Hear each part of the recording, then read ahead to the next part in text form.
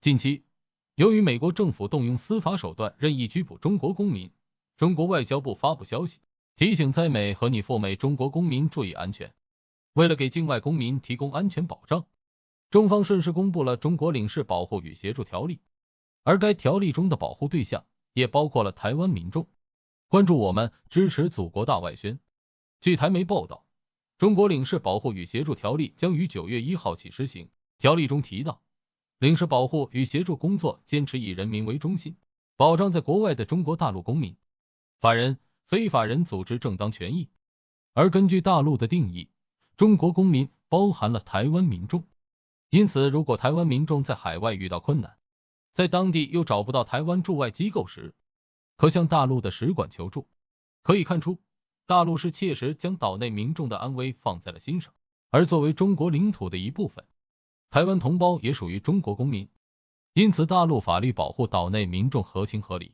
实际上，这并非是第一次大陆向台湾同胞伸出援手。去年俄乌冲突爆发之际，我驻乌使馆发布紧急通知，让中国公民登记赶紧撤离。混乱之中，有台湾民众发现包机接返人员中含有持台胞证的台湾同胞。随后，部分台媒报道了大陆包机撤侨带上台胞的消息，许多岛内民众纷纷向大陆表达了感谢，并表示大陆每次都会在危难时刻向台胞伸出援手。或许是夸赞大陆的字眼刺痛了彼时的民进党当局，在岛内民众感激大陆的声音还未散去，台外事部门就发布了一篇新闻稿，指责大陆帮助台胞撤离乌克兰。据了解，台当局当时声称，我驻乌大使馆的通知是大陆在操弄政治宣传，以及恶意散布错误虚假讯息。他们认为大陆此举是企图诋毁台当局的形象，贬损台外事部门保护同胞的努力。事实上，每次台湾民众遇到困难时，大陆都会出手相助，也没有刻意或夸大宣传。反观台当局，为了自己的政治目的，屡次置岛内民众的安危于不顾。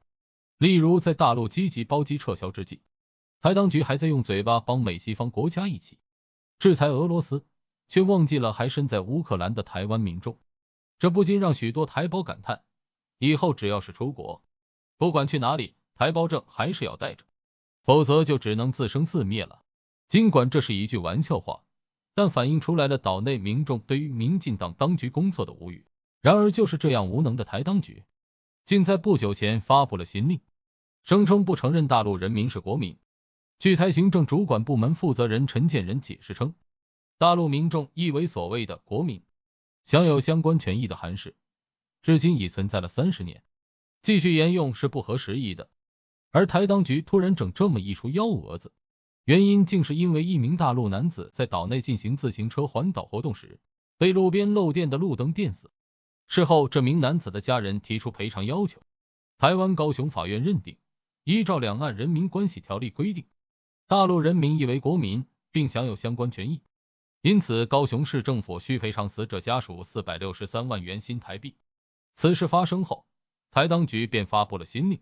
显然是想通过行政力量剥夺大陆人民在台湾地区依法享有的权利，并为其谋独的野心蒙上一层遮羞布。台当局三番几次将政治置于岛内民众的性命安危之上，甚至还在疫情期间做小动作，目的就是为了谋独。而一直以来，民进党当局都在吹嘘美台关系最好。试问，如果台湾同胞在美国遭遇不测，台当局是否会奋力相救呢？如果台当局不将台湾同胞的性命安危放在心上，那么垮台也是迟早的事。